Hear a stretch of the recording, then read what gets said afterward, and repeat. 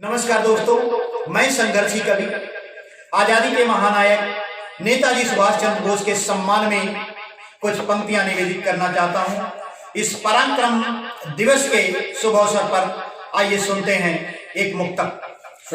देश के हित में मिट जाने का वह जोश जिंदा है, देश के हित में मिट जाने का वह जोश जिंदा है, खून के बदले आजादी का जय घोष जिंदा है। अब मिटाने की कोशिशें की हैं बार बार उसने पर, मिटाने की कोशिशें की हैं बार बार उसने पर, हमारे दिलों में आज भी वह बोस जिंदा है, हमारे दिलों में आज भी वह बोस जिंदा है। तो दोस्तों, नेताजी के सम्मान में एक छोटी सी कविता प्रस्तुत करना चाहता हूं, आइए सुनते हैं।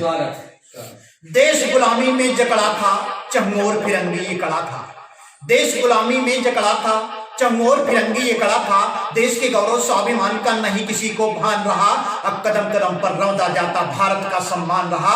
तब आजाद हिंद फौज बनाकर गोरों को ललकारा था, अरे मातृभूमि का कण कण जिसको प्राणों से, बहुत अच्छे। तब आजाद हिंद फौज बनाकर गोरों को ललकारा था, और मातृभूमि का कण कण जिसको प्राणों से भी प्यारा था।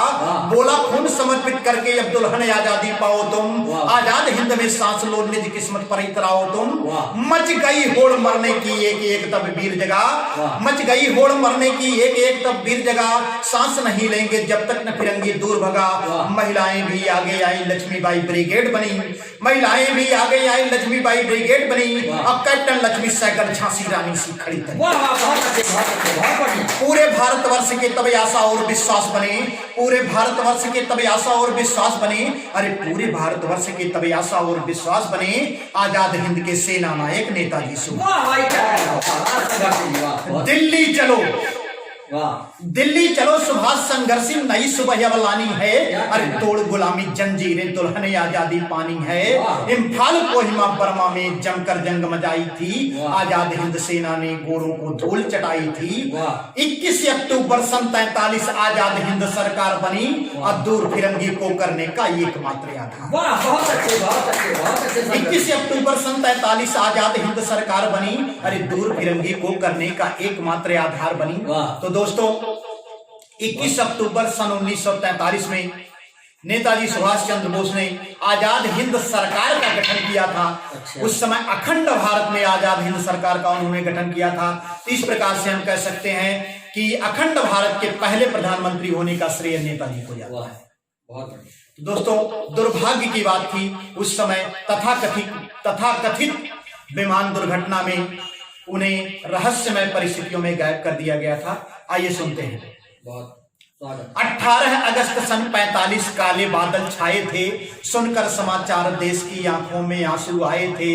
आजाद हिंद के सेना नायक दुनिया को अब छोड़ चले, गोरों को धूल चटाने वाले जीवन बंधन तोड़ चले। नहीं रहा विश्वास किसी को नेताजी चल सकते हैं, आजाद देश को किए बिना वे दुनिया से चल सकते हैं। इस बात पर किसी को भरोसा नहीं था कि वो किसी विमान दुर्घटना में जल गए थे। इसमें एक बहुत बड़ी साजिश थी। आइए आगे की पंक्तियों में उसे मैं उजागर करता हूं। मानो या ना मानो कोई साजिश हुई बड़ी थी जी, अरे बोस के कारण जयचंदों की खटिया हुई खड़ी।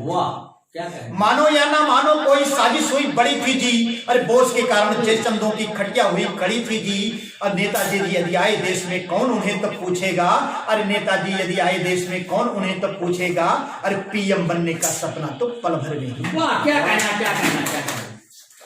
इसीलिए गोरों की सारी शर्तों को स्वीकार किया, इसीलिए गोरों की सारी शर्तों को स्वीकार किया, और मिथक दुर्घटना में नेताजी को मार दिया। क्या कहना संघर्षी। बहुत नेताजी स्वतंत्र वीर थे, देश के सच्चे नायक थे, जनगण मन के सच्चे अर्थों में वे ही अधिनायक थे। नेताजी स्वतंत्र वीर थे, देश के सच्चे नायक थे, और जनगण मन के सच्चे अर्थों में वे ही अधिनायक थे।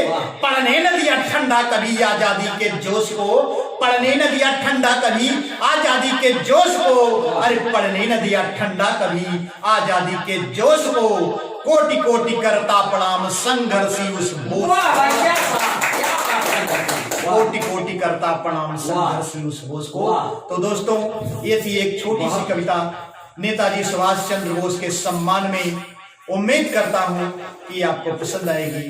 धन्यवाद।